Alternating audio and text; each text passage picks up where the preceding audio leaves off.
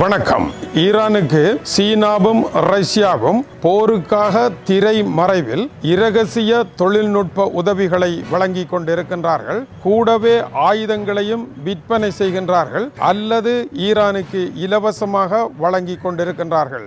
மத்திய கிழக்கில் ஈரானை வீழ்த்துவதற்கு அமெரிக்கா இஸ்ரேல் போட்டிருக்கின்ற திட்டங்களை முறியடிப்பதற்காக சீனாவும் ரஷ்யாவும் திரை மறைவில் செயற்படுகின்றனவா என்ற சந்தேகம் இப்பொழுது அமெரிக்காவிற்கு ஏற்பட்டிருக்கின்றது. இது தொடர்பான விசாரணைகள் ஆரம்பித்து விட்டன. இருவரும் தொடர்பு படுவீர்களாக இருந்தால் இருவருமே மிகப்பெரிய சிரமத்தை சந்திக்க போகின்றீர்கள் என்று டொனால்ட் ட்ரம்ப் திட்ட தெளிவாக இன்று எழுதியிருக்கின்றார். மறுபுறம் சீனாவும் ரஷ்யாவும் எதற்காக இந்த விவகாரத்தில் தலையிடக்கூடாது, அமெரிக்க அணி சரியாக செயற்படுகின்றதா என்ற கேள்வி சீனா ரஷ்யா இடையே இருக்கின்றது. நேற்று முன்தினம் அமெரிக்காவினுடைய விமானங்கள் மத்திய கிழக்கில் இருக்கின்ற பிரிட்டனினுடைய படைத்தளங்களில் இருந்து செயற்படுவதற்கான அனுமதியை பிரிட்டனினுடைய புதிய பிரதமர் வழங்கியிருந்தார். இதை ஈரான் வன்மையாக கண்டித்திருந்தது.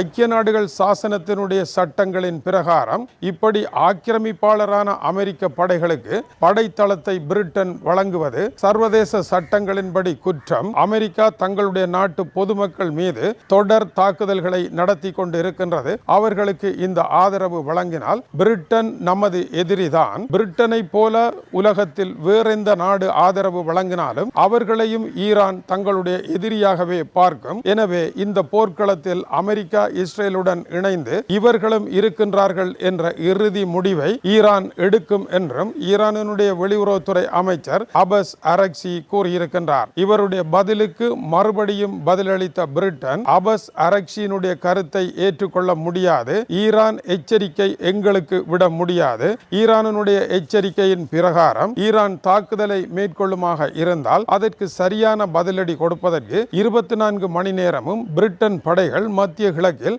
முற்று முழுதாக தயார் நிலையில் வைக்கப்பட்டிருப்பதாக பிரிட்டனில் இருந்து பதில் கொடுக்கப்பட்டிருக்கின்றது. பிரிட்டனின் மீது தாக்குதல் நடக்குமாக இருந்தால் தனியே பிரிட்டன் மட்டும் களத்தில் இறங்காது, நேட்டோ நாடுகளையும் இணைத்தே இந்த தாக்குதல் நடைபெறும் என்பதை ஈரானுக்கு பிரிட்டன் அறிவித்திருக்கின்றது. எனவே இந்த இடத்தில் புதிய போர்க்களம் ஒன்று உருவாகி இருக்கின்றது. இந்த போர்க்களமானது தொடர்ந்து பலரை இணைத்துக் கொண்டு இரண்டாவது உலக மகா யுத்தத்தில் எப்படி நாடுகள் இரண்டு பிரிவாக கொத்து கொத்தாக அணி சேர்ந்து கொண்டு இருந்தனவோ அதுபோல அணி சேருகின்ற ஒரு முயற்சியாக இருக்கின்றது. சீனா ரஷ்யா ஈரானுக்கு ஆதரவாக, பிரிட்டன் நேட்டோ அமெரிக்காவிற்கு ஆதரவாக என்று பழைய அணிகள் மறுபடியும் அணிவகுத்து நிற்கின்ற காட்சியை இப்பொழுது மத்திய கிழக்கு களம் உருவாக்கி இருக்கின்றது. இதற்கிடையில் இஸ்ரேலில் மீதும் தாக்குதல் நடைபெறும் என்று ஈரான் அறிவித்திருக்கின்ற நிலையில் இஸ்ரேலின் அதி உயர்மட்ட அரசியல் தலைவர்களை குறிவைத்து ஈரானுடைய தாக்குதல்கள் நடைபெறலாம் என்கின்ற சந்தேகம் நிலவுகின்ற நிலையில் பலத்த சோதனைகளை இஸ்ரேல் மேற்கொண்டு 60 பேர் வரை கைது செய்யப்பட்டு இருப்பதாகவும் இதில் பிரான்சில் இருந்து ஒருவர் செயற்பட்டதாகவும் அவர் ஈரானுக்கு சென்று பெருந்தொகை பணத்தை வாங்கியதாகவும் பல தடவைகள் தெஹ்ரானுக்கு அவர் சென்றார் என்றும் இஸ்ரேல் அறிவிக்கின்றது.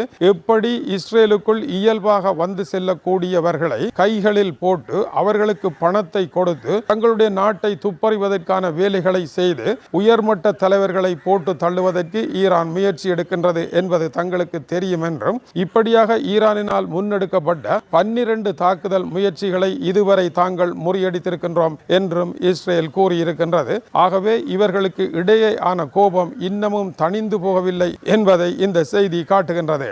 ஈரான் மீது அமெரிக்கா நடத்திய தாக்குதலில் 55 பேர் கொல்லப்பட்டு 645 பேர் வரை படுகாயம் அடைந்திருப்பதாக ஈரானுடைய மருத்துவத்துறை தெரிவிக்கின்றது.